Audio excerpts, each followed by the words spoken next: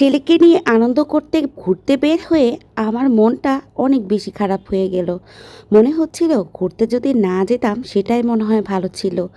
দিনকাল যে কি পড়েছে, কি যে হয় চারপাশে, আসলে আমরা এখন আর মানুষ বলে নিজেকে পরিচয় দিতে পারি না। মনুষ্যত্ববোধ কবেই হারিয়ে গিয়েছে। মানুষ আজকাল অমানুষ হয়ে গিয়েছে অনেক বেশি। মানুষ শুধু আমরা জন্মগতভাবে, আর অমানুষ নিজের চরিত্র দিয়ে। কেমন আছেন সবাই? আশা করি সবাই ভালো আছেন। গ্রামে অনেক দিন থাকার পরে ছেলেটা আমার বারবার করে বলতেছিল, মা আমাকে কোথাও ঘুরতে নিয়ে যাও। কিন্তু কোনোভাবে আমাদের কোথাও যাওয়া হচ্ছিল না। আশেপাশে আত্মীয় স্বজনের বাড়ি ছাড়া কোনো ঘোরার জায়গা আশেপাশে আছে কি না সেটাও আমি জানি না। এর মধ্যে হঠাৎ করে বের হয়েছিলাম টুকটাক নিজের জন্য কিছু জিনিস কিনতে। এর মধ্যে ওর বাবা বলতেছে, বের যখন হয়েছি চলো তোমাদেরকে নিয়ে ঘুরে আনি। কিন্তু কোনো প্ল্যান করে বাসা থেকে বের হইনি। যখন বলেছে সেটা কি আর ফেলে দেওয়া যায়? ছেলে তো শুনে অনেক খুশি হয়ে গিয়েছে, বাবা আমাকে ঘুরতে নিয়ে যাবে। আবার চিন্তা করতেছিলাম মোটামুটি কিন্তু ঠান্ডা পড়েছে, এরকম সন্ধ্যা করে বাইরে ঘুরলে না জানি আবার অসুখ বিসুখ করে বসে। কি আর করব, বলেছে যখন রাস্তার মাঝখান থেকে কেনাকাটা বাদ দিয়ে চলে গিয়েছি ঘুরতে। প্রথমে যাওয়ার পরে এই যে পার্কে ঢুকলাম, ঢুকার পরে এই যে বটবটি ট্রেনের মধ্যে উঠেছি। বটবটি ট্রেন এই জন্য বললাম, এটা উঠার পরে আমার প্রচণ্ড মাথা ধরে গিয়েছে।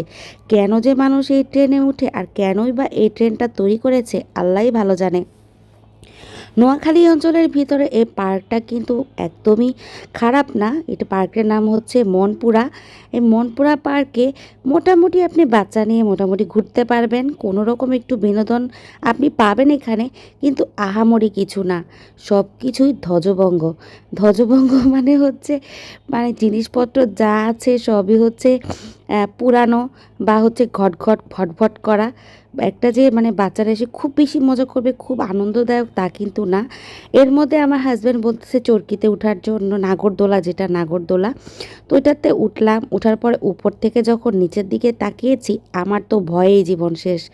এই ধরনের উঁচু জায়গা নিচু জায়গা এভাবে আপ ডাউন করলে আমি প্রচণ্ড রকমের ভয় পাই, বা আমার কাছে অনেক খারাপ লাগে। কিন্তু ভয় পাওয়ার মধ্যেও চেষ্টা করতেছিলাম একটুখানি বিনোদন নেওয়ার জন্য।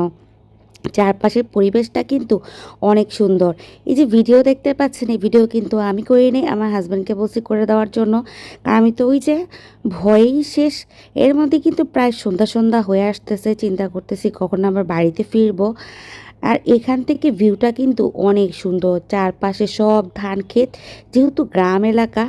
কিন্তু আমি খুব ভয়ে ছিলাম এর জন্য আরও বেশি, যে এই যে নাগরদোলাটা এটা কতটা বিপজ্জনক, মানে এটা না উঠলে বুঝতে পারবেন না। চারপাশে জং ধরে কী যে ভয়ঙ্কর অবস্থা। তো যাই হোক, যতটুকু উঠেছি আর চেষ্টা করতেছিলাম তাড়াতাড়ি করে কখন নামাবে। এটা শুধু ঘুরতেই ছিল ঘুরতেই ছিল, মনে হচ্ছিল কখন শেষ হবে কখন শেষ হবে। এরপরে বলতেছে নৌকায় ওঠার জন্য। আজকে দিনটা আমার এমনিতেই খারাপ যাচ্ছে। আমি নৌকায় উঠতেও ভয় পাই, কারণ হচ্ছে পানি আমি প্রচণ্ড ভয় পাই।